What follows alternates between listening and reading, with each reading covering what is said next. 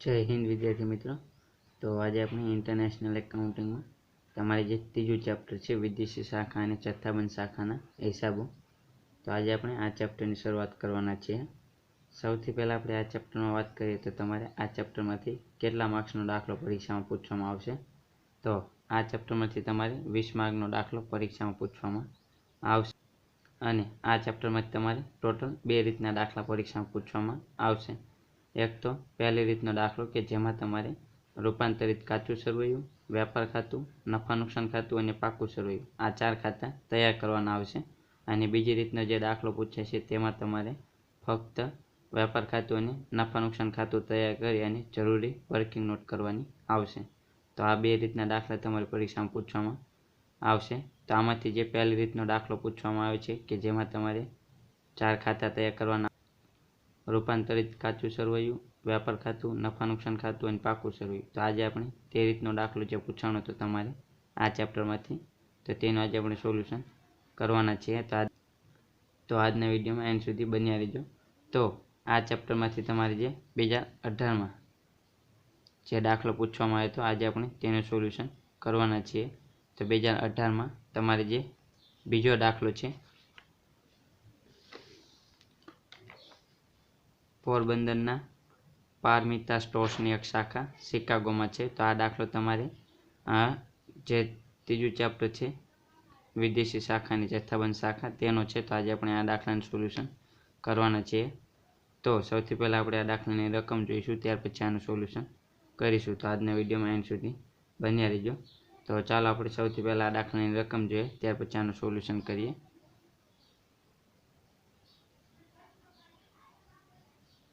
तो सौथी पहला अपने रकम में आपेलू है कि पोरबंदरना पारमिता स्टोर्सनी एक शाखा शिकागो में है, त्यानुं चलन US डॉलर है।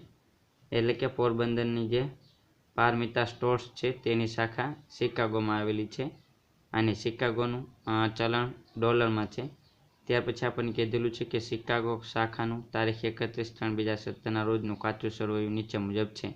एटले के आपणे शिकागो शाखानुं काचुं सरवैयुं नीचे मुजब आपेलुं छे अने जे रकम आपेली है ते आपने डॉलर में आपेली है, कारण के शिकागोनुं चलन डॉलर में है। तो आपने डॉलर में रकम आपेली है। तो हवे आपणे आ डॉलर में है तो तेनुं आपणे रूपांतरित काचुं सरवैयुं तैयार करी अने डॉलर मांथी आपणे रूपिया में रूपांतरण करवानुं छे। एटले के आपणी मुख्य ऑफिस क्यांनी छे तो आपणी मुख्य ऑफिस पोरबंदरनी छे, एटले के भारतनी छे। तो भारतनुं चलन कयुं? रूपियो। तो रूपिया में आपणे आ डॉलरनुं रूपिया में आपणे रूपांतरण करीशुं। तो दरेक दाखला में तमारे आ ज रीते करवानुं छे। तमने अहीं डॉलर में जे रकम आपी होय तेनुं रूपिया में रूपांतरण करवानुं, अथवा तो तमने रूपिया में रकम आपी होय तो तेनुं डॉलर में रूपांतरण करवानुं थशे। तो सौथी पहला तमारे आ रीतनो दाखलो पूछाय त्यारे तमारे सौथी पहला रूपांतरित काचुं सरवैयुं तैयार करवानुं थशे अने रूपांतरण काचुं सरवैयुं तैयार करवा माटे तमारे तमने दाखला में जे 3 दर आपेला हशे, एक तो शरूआतनो दर, विनिमय दर, त्यार पछी आखरनो विनिमय दर अने सरेराश विनिमय दर, आ रीतना 3 दर आपेला हशे। आना आधारे तमारे रूपांतरित काचुं सरवैयुं तैयार करवानुं आवशे। तो कई विगत माटे तमारे कयो दर ध्यानमां लेवो? तो सौथी पहला दाखला तरीके खरीदी होय तो खरीदी महसूली खर्च गणाय। तो महसूली खर्च माटे आपणे कयो विनिमय दर ध्यानमां लईशुं? तो महसूली खर्च माटे आपणे हमेशा सरेराश विनिमय दर ध्यानमां लेवानो आवशे। एटले के तमारे कई विगत माटे कया प्रकारनो विनिमय दर ध्यानमां लेवामां आवशे ते अंगेनो विडियो आपणे आ चैप्टरनो पार्ट 1 करीने विडियो बनावेलो छे, तेमां वात करेली छे। तो तेमां आपणे विस्तारपूर्वक वात करेली छे के तमारे शरूआतनो विनिमय दर कई विगत माटे वापरवो। एटले के शरूआतनो स्टॉक आप्यो होय तो तेना माटे आपणे शरूआतनो विनिमय दर वापरवो। त्यार पछी तमने आखर स्टॉक आप्यो होय तो तेना माटे आखरनो स्टॉक वापरवो। ते सिवाय तमने जे मिलकतो आपी होय तो जे तारीखे मिलकतनी खरीदी करवामां आवी होय ते तारीखनो विनिमय दर ध्यानमां लेवानो। ते सिवाय तमने जे महसूली खर्च के महसूली आवक आपी होय तो तेना माटे तमारे सरेराश विनिमय दर ध्यानमां लेवो। तो आ रीते कई विगत माटे कयो विनिमय दर ध्यानमां लेवो तेने आपणे विस्तारपूर्वक चर्चा करेली छे आ चैप्टरनो जे पार्ट 1 करीने विडियो मूकेलो छे तेमां। तो ते विडियो जोवा माटे उपरनी साइड कॉर्नर पर तमने आई बटन देखातुं हशे, त्यां तमे क्लिक करीने ते विडियो जोई शकशो। अथवा તે વિડીયોની લિંક હું તમને ડિસ્ક્રિપ્શનમાં પણ મૂકી દઈશ, તો તમે ત્યાંથી પણ તે વિડીયો જોઈ શકશો. તો સૌથી પહેલાં ખાસ તમે તે વિડીયો જોઈ લેજો, કારણ કે તમને ખ્યાલ આવી જશે કે કઈ વિગત માટે કયો વિનિમય દર વાપરવાનો છે. તો તમને દાખલાની ગણતરી પણ આવડશે. આપણને જે કાચું સરવૈયું અહીંયા આપેલું છે ડોલરમાં, આ જ કાચું સરવૈયું આપણે રૂપાંતરણ કરવાનું છે રૂપિયામાં. તો દરેક દાખલો આ જ રીતે ગણવાનો આવશે. તમને જે કાચું સરવૈયું આપ્યું હોય તેનું તમારે રૂપાંતરિત કાચા સરવૈયામાં રૂપાંતર કરવાનું છે, એટલે કે ડોલરમાં રકમ આપી હોય તો તેનું રૂપિયામાં રૂપાંતરણ કરવાનું છે વિનિમય દરના આધારે. અને ત્યાર પછી રૂપાંતરિત કાચા સરવૈયાના આધારે વ્યાપાર ખાતું, નફા નુકસાન ખાતું અને પાકું સરવૈયું બનશે. એટલે કે ખાસ તમને જો કઈ વિગત માટે કયો વિનિમય દર વાપરો તે આવડશે તો તમને આ દાખલાની ગણતરી પણ આવડશે. દાખલો સાવ સહેલો છે, તમારે કોઈ પણ વર્કિંગ નોટ કરવાની નથી. તમને જે રીતે રકમ આપેલી છે તે રીતે તમારે 1 by 1 મૂકવાની છે. તો સૌથી પહેલાં આપણે રકમ જોઈએ તો આપણને આ રકમમાં આપેલું છે કે ઉધાર બાકી ડોલરમાં અને જમા બાકી ડોલરમાં આપેલી છે કાચા સરવૈયા માટેની. તો સૌથી પહેલાં આપણે જોઈએ તો મુખ્ય ઓફિસ ખાતાની જમા બાકી આપેલી છે ડોલરમાં $16,400. ત્યાર પછી ખરીદી આપેલી છે $4,500, એટલે કે ખરીદીની કઈ બાકી આવશે? ઉધાર બાકી. એટલે કે જે ખરીદી હોય તે આપણો મહેસૂલી ખર્ચ ગણાય. તો મહેસૂલી ખર્ચ અને આવક માટે આપણે કયો વિનિમય દર ધ્યાનમાં લઈશું? તો મહેસૂલી ખર્ચ અને આવક માટે આપણે સરેરાશ વિનિમય દર ધ્યાનમાં લઈશું. ત્યાર પછી શરૂઆતના માલનો સ્ટોક, એટલે કે 1/4/2016, એટલે કે આ થશે શરૂઆતનો સ્ટોક. આપણને આપેલો છે $2,000. તો શરૂઆતના સ્ટોક માટે આપણે શરૂઆતનો વિનિમય દર ધ્યાનમાં લેવાનો. તો ફક્ત તમારે કઈ વિગત માટે કયો વિનિમય દર ધ્યાનમાં લેવાનો તે ખાસ તમને આવડવું જોઈએ. તે આવડશે તો તમને દાખલો આવડશે. તો ખાસ તો તમે આ ચેપ્ટરનો પાર્ટ 1 કરીને વિડીયો મૂકેલો છે તે જોઈ લેજો. ઉપરની સાઈડ કોર્નર ઉપર આઈ બટન દેખાય ત્યાં ક્લિક કરી અને તમે તે વિડીયો જોઈ લેજો, અથવા તો તમને ડિસ્ક્રિપ્શનમાં પણ મેં લિંક મૂકેલી છે તો ત્યાંથી પણ તમે તે વિડીયો જોઈ લેજો. ત્યાર પછી આ વિડીયો તમે જોઈજો તો તમને ખ્યાલ આવશે કે કઈ રીતે ગણતરી કરવાની છે. ત્યાર પછી આપણે દેવાદારો આપેલા છે. તો દેવાદારની ઉધાર બાકી આપેલી છે $600. ત્યાર પછી રોકડ અને બેંક સિલક આપેલી છે $300. ત્યાર પછી મિલકત આપેલી છે જમીન મકાન $9,200 અને પ્લાન્ટ યંત્ર પણ $9,200ની. ત્યાર પછી વેચાણ આપેલું છે $11,000. જમા બાકી આવશે વેચાણની. વેચાણી આપણી મહેસૂલી આવક ગણાશે. તો તેના માટે આપણે કયો વિનિમય દર ધ્યાનમાં લઈશું? સરેરાશ વિનિમય દર. ત્યાર પછી લેણદારો આપેલા છે 400. લેણદારોની પણ જમા બાકી આવશે અને સંચાલનના ખર્ચા આપેલા છે તો તેની ઉધાર બાકી છે, એટલે કે $2,000 આપેલી છે. ત્યાર પછી આપણે જોઈએ તો આપણને વધારાની માહિતી આપેલી છે કે શાખાએ વર્ષના અંતે આખા સ્ટોકનું મૂલ્યાંકન $1,600 કરેલ છે, એટલે કે આપણને અહીં આખા સ્ટોક પણ આપેલો છે $1,600. તો આખા સ્ટોક માટે આપણે આખાનો વિનિમય દર ધ્યાનમાં લઈશું ₹62. એટલે કે આપણે $1,600 ગુણ્યા ₹62 કરીશું તો આપણને મળશે આખા સ્ટોક રૂપિયામાં. ત્યાર પછી આપણને કીધેલું છે કે મુખ્ય ઓફિસના ચોપડે શાખા ખાતાની ઉધાર બાકી ₹8 લાખ છે, એટલે કે આપણને મુખ્ય ઓફિસ ખાતું છે તેની બાકી આપેલી છે 8 લાખ. તો આપણે આ બાકી ધ્યાનમાં લેવાની. મુખ્ય ઓફિસ માટે કોઈ પણ વિનિમય દર ધ્યાનમાં લેવાનો નહીં. આપણને ડાયરેક્ટ રૂપિયામાં રૂપાંતરણ કરી આપેલું જ છે 8 લાખ. તો આપણે આ જ ધ્યાનમાં લઈશું. લગભગ દરેક દાખલામાં તમને મુખ્ય ઓફિસ ખાતાની બાકી આપેલી રહેશે. ત્યાર પછી આપણને કીધેલું છે કે વિદેશી હુંડિયામણનો વિનિમય દર નીચે મુજબ છે.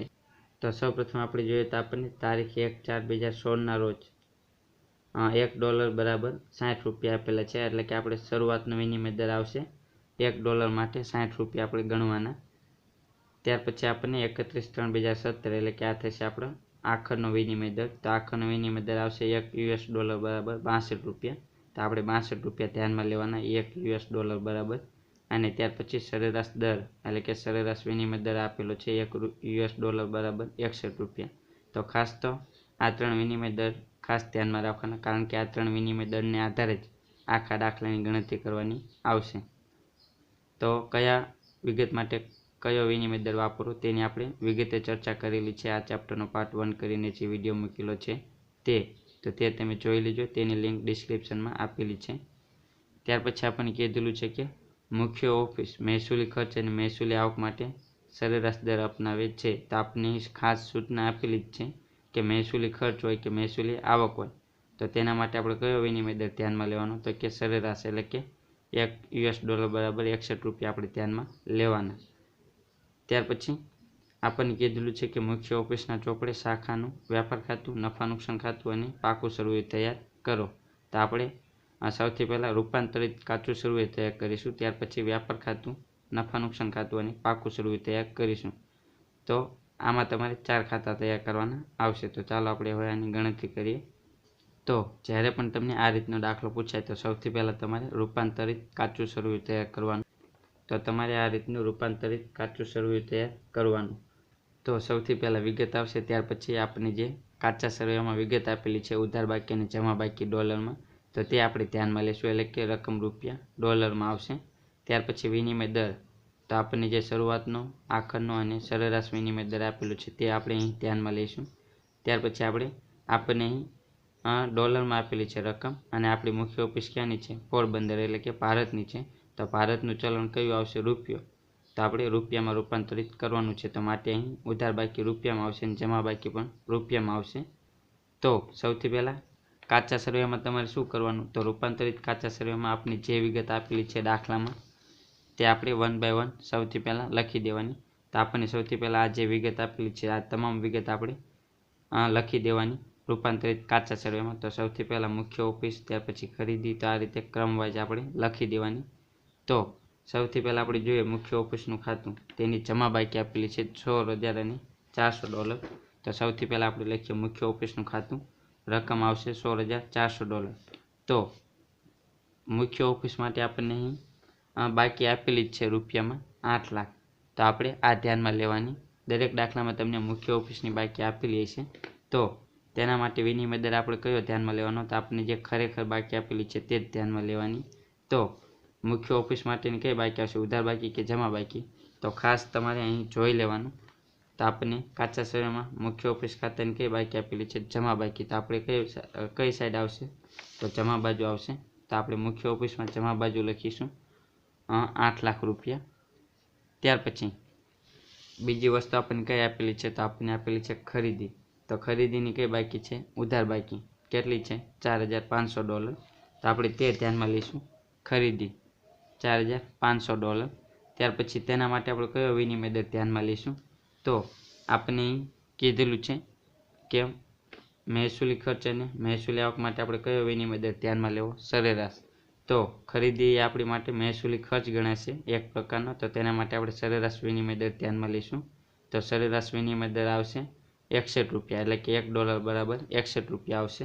તો આપણે $4,500 ગુણ્યા 61 રૂપિયા કરીશું તો આપણને મળશે ખરીદી મળશે રૂપિયામાં આપણને 2,74,500.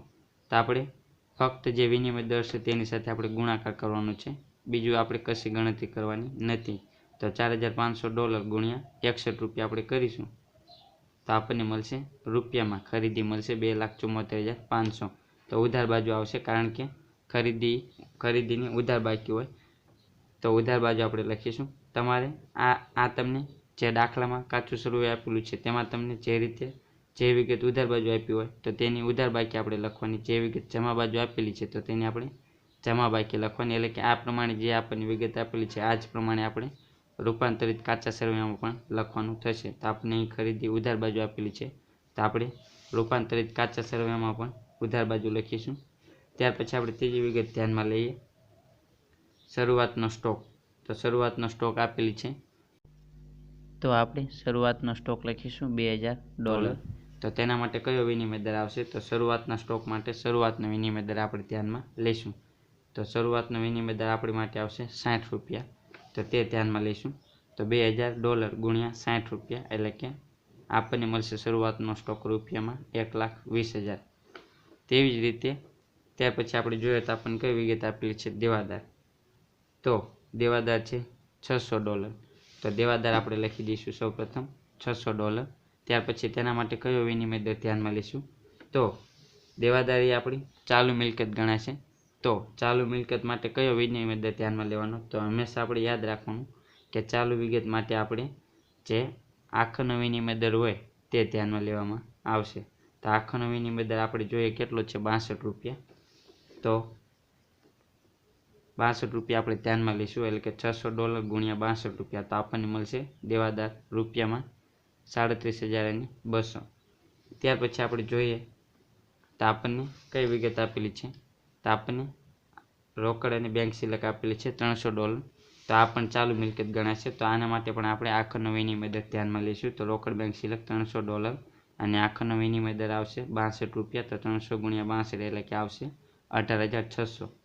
ત્યાર પછી આપણે જોઈએ કાયમી મિલકત, તો કાયમી મિલકતમાં જમીન મકાન આપેલી છે અને પ્લાન્ટ યંત્ર પણ આપેલા છે, તો બંને માટે આપણે જોઈએ તો $9,200 આપેલા છે, તો આ બંને કાયમી મિલકત છે। હવે કાયમી મિલકત માટે આપણે કયો વિનિમય દર ધ્યાનમાં લઈશું, તો કાયમી મિલકત માટે આપણે હંમેશા યાદ રાખવાનું કે જે તારીખે મિલકત ખરીદવામાં આવી હોય તે વિનિમય દર ધ્યાનમાં લેવામાં આવશે। આપણને જો અહીં સાઈડમાં તારીખ લખેલી આપી હોય, સૂચના આપવામાં આવી હોય કે આ તારીખે જમીન મકાન અને યંત્રો ખરીદવામાં આવ્યા, તો તે તારીખનો વિનિમય દર ધ્યાનમાં લેવાનો, પરંતુ આપણને સૂચના આપવામાં ન આવી હોય તો આપણે હંમેશા મોટા ભાગે શરૂઆતનો વિનિમય દર ધ્યાનમાં લેવામાં આવશે। તો આના માટે આપણે શરૂઆતનો વિનિમય દર ધ્યાનમાં લઈશું, તો શરૂઆતનો વિનિમય દર આપણે કેટલો છે 60 રૂપિયા, તો તે ધ્યાનમાં લઈશું। તો કાયમી મિલકતમાં આપણે જમીન મકાન અને યંત્રો બંને આપણને કેટલા આપેલા છે 9,200, તો બંને માટે આપણે કયો વિનિમય દર ધ્યાનમાં લઈશું, શરૂઆતનો 60 રૂપિયા, તો બંને માટે આપણને મળશે રૂપિયામાં, જમીન મકાન રૂપિયામાં મળશે આપણને 5,52,000 અને યંત્રો મળશે રૂપિયામાં આપણને 5,52,000, બંને સરખા આવશે।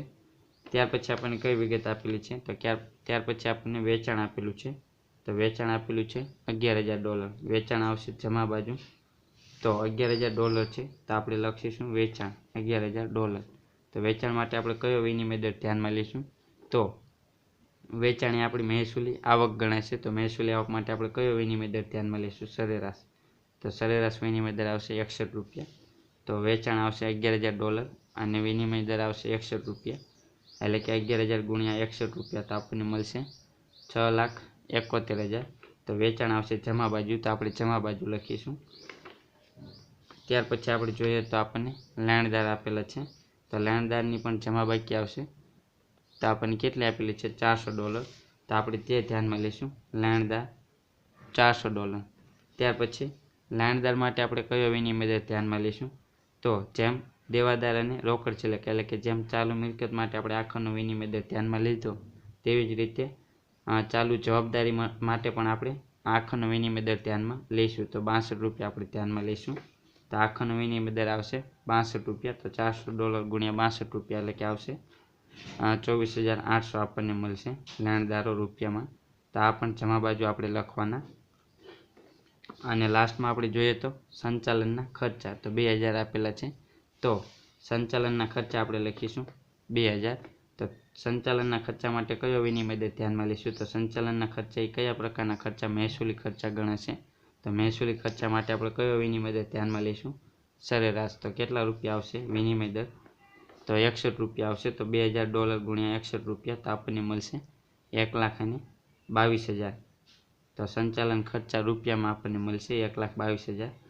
તો કાચા સરવૈયાની બધી વિગત આપણે ધ્યાનમાં લીધી, તો હવે આનો આપણે ટોટલ કરીશું, તો આ થશે તમારું રૂપાંતરિત કાચું સરવૈયું। ત્યાર પછી આનો આપણે ટોટલ કરીશું, અને આનો ટોટલ કર્યા પછી આપણે આ રીતે વ્યાપાર ખાતું, નફા નુકસાન ખાતું અને પાકું સરવૈયું તૈયાર કરીશું।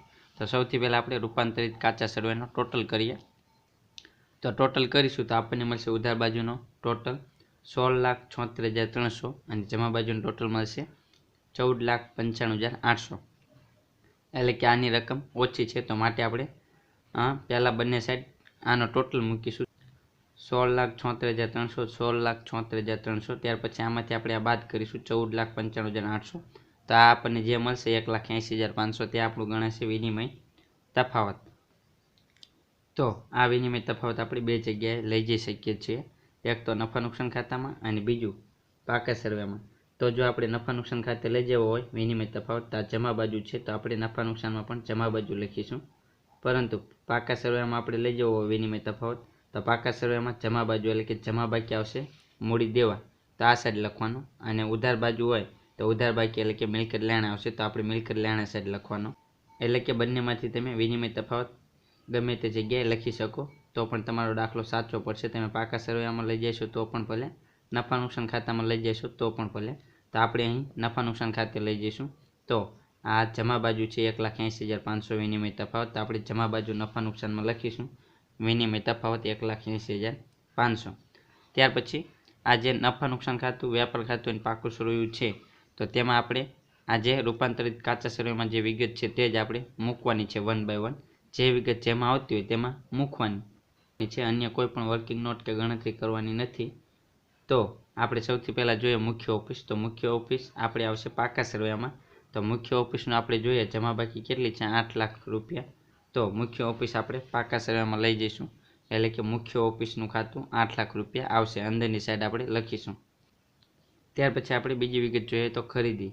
તો ખરીદીનું આપણે રૂપિયામાં રૂપાંતરણ કર્યું તો આપણને કેટલા પ્રાપ્ત થયા, 2,74,500. તો ખરીદી આપણે કઈ જગ્યાએ લઈ જઈશું, તો ખરીદી આવશે વ્યાપાર ખાતામાં. તો ખરીદી આપણે વ્યાપાર ખાતામાં આવશે ઉધાર બાજુ. તો ખરીદી આપણે લખીશું 2,74,500.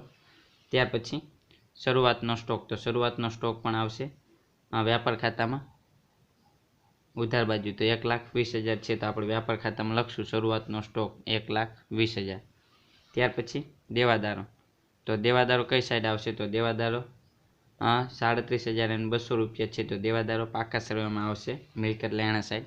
તો આપણે લખીશું કે દેવાદારો 37,200 રૂપિયા. ત્યાર પછી રોકડ બેંક સિલેક્ટ. તો રોકડ બેંક સિલેક્ટ પણ મિલકત લેણા સાઈડ આવશે પાકા સરવૈયામાં 18,600. તો આપણે પાકા સરવૈયામાં લખીશું રોકડ બેંક સિલેક્ટ 18,600. ત્યાર પછી આપણે જોઈએ તો કાયમી મિલકત અને કાયમી યંત્રો. તો આ બંને પણ પાકા સરવૈયામાં આવશે મિલકત લેણા સાઈડ. તો તે આપણે જોઈએ તો 5,52,000, 5,52,000. તો તે બંને આપણે લખી દઈશું. તો કાયમી મિલકતમાં જમીન મકાન આવશે 5,52,000 અને યંત્રો આવશે 5,52,000. ત્યાર પછી આપણે જોઈએ તો વેચાણ છે. તો વેચાણ આવશે 6,71,000. જમા બાજુ છે, તો આપણે વેચાણ લઈ જઈશું વ્યાપાર ખાતામાં. વેચાણ વ્યાપાર ખાતામાં આવશે જમા બાજુ. તો વેચાણ આવશે 6,71,000. ત્યાર પછી લેણદારો. તો લેણદારો છે જમા બાજુ 24,800, એટલે કે જમા બાકી છે લેણદારોની. તો પાકા સરવૈયામાં મૂડી દેવા સાઈડ આપણે લખીશું લેણદારો 24,800. ત્યાર પછી સંચાલનના ખર્ચા. તો સંચાલનના ખર્ચા છે 1,22,000. તો સંચાલનના ખર્ચા છે, તો માટે આપણે નફા નુકસાન ખાતામાં ઉધાર બાજુ લખીશું સંચાલનના ખર્ચા 1,22,000. અને વિનિમય તફાવત આપણે શરૂઆતમાં જ તે નફા નુકસાન ખાતે લઈ ગયા 1,80,500. તો તે આપણે અહીં લખ્યો જ છે નફા નુકસાન ખાતામાં જમા બાજુ 1,80,500. ત્યાર પછી આપણે દાખલામાં જોઈએ તો દાખલામાં આપણને વિગત આપેલી છે આખા સ્ટોક અંગેની. તો આખા સ્ટોક અંગે આપણને કીધેલું છે કે $1,600 છે. તો $1,600 આપણે ધ્યાનમાં લઈશું અને તેનો આખાનો વિનિમય દર ધ્યાનમાં લઈશું 62 રૂપિયા. એટલે કે આખા સ્ટોક આપણે વ્યાપાર ખાતામાં લખીશું જમા બાજુ કે આખા સ્ટોક $1,600 અને તેને આખાનો વિનિમય દર આવશે 62 રૂપિયા. એટલે કે $1,600 ગુણ્યા 62 રૂપિયા. તો આપણને મળશે આખા સ્ટોક 99,200. તો આખા સ્ટોકની બે જગ્યાએ એન્ટ્રી આવશે, એક તો વ્યાપાર ખાતામાં જમા બાજુ અને બીજી પાકા સરવૈયામાં પણ આવશે મિલકત લેણા સાઈડ આખા સ્ટોક 99,200. તો આ ખાસ ધ્યાનમાં રાખજો. આખા સ્ટોકની બે એન્ટ્રી આવશે દર વખતે, એક તો વ્યાપાર ખાતામાં અને બીજું મિલકત લેણા સાઈડ પાકા સરવૈયામાં. ત્યાર પછી હવે આપણે આનું ટોટલ કરીએ. તો સૌથી પહેલાં વ્યાપાર ખાતાનું ટોટલ કરીએ તો આપણને જમા બાજુનું ટોટલ વધારે મળશે, એટલે કે 7,70,200. તો બંને સાઈડ આપણે લખી દઈશું. ત્યાર પછી આમાંથી આપણે શરૂઆતનો સ્ટોક અને ખરીદી આપણે બાદ કરીશું તો આપણને મળશે કાચો નફો. તો કાચો નફો આપણને મળશે 3,75,700. તો આ આપણે નફા નુકસાન ખાતે લઈ જઈશું. તો નફા નુકસાન ખાતામાં આપણે કાચો નફો લાવીશું વ્યાપાર ખાતેથી 3,75,700 અને વિનિમય તફાવત આપણો 1,80,500. આ બંનેને ટોટલ કરીશું તો આપણને મળશે 5,56,200. તો બંને સાઈડ આપણે ટોટલ મૂકીશું. ત્યાર પછી આમાંથી આપણે સંચાલનના ખર્ચા બાદ કરીશું 1,22,000. તો આપણને મળશે ચોખ્ખો નફો 4,34,200 રૂપિયા. તો આપણે મુખ્ય ઓફિસ ખાતે લઈ જઈશું પાકા સરવૈયામાં. તો 4,34,200. તો પાકા સરવૈયામાં આપણે મુખ્ય ઓફિસમાં પ્લસ કરીશું ચોખ્ખો નફો 4,34,200. ત્યાર પછી આ બંનેને ટોટલ કરીશું 8 લાખ અને 4,34,200. તો આપણને ટોટલ મળશે 12,34,200 અને લેણદારો આવશે 24,800. ત્યાર પછી આપણે મૂડી દેવા અને મિલકત લેણ આ બંનેનો ટોટલ કરીશું અને આપણને બંનેનો ટોટલ સરખો મળશે એટલે કે આપણે જોઈએ તો આપણને પાકા સરવાળાનું ટોટલ મળશે 12,59,000, 12,59,000. એટલે કે આપણને દરેક વખતે પાકા સરવાળાનો ટોટલ સરખો મળશે બંને સાઈડનો. આપણને જો પાકા સરવાળાનો ટોટલ સરખો મળશે તો આપણો દાખલો સાચો, અને આપણી જો ગણતરીમાં ભૂલ હશે તો આપણને પાકા સરવાળાનો બંને સાઈડનો ટોટલ મળશે નહીં. તો આ રીતે આ દાખલાની ગણતરી કરવાની હતી. અને તમને જ્યારે પણ આ રીતનો દાખલો પૂછે ત્યારે તમારે સૌથી પહેલાં રૂપાંતરિત કાચું સરવૈયું, ત્યાર પછી વ્યાપાર ખાતું અને નફા નુકસાન ખાતું અને પાકું સરવૈયું, આટલા ખાતા તૈયાર કરવાના આવશે. દરેક દાખલાની ગણતરી આ જ રીતે કરવાની. સાવ સહેલો દાખલો છે. તો આ દાખલાની ગણતરી અહીં પૂરી થાય છે. આપણે નેક્સ્ટ વિડીયોમાં બીજા દાખલાનું સોલ્યુશન કરાવીશું.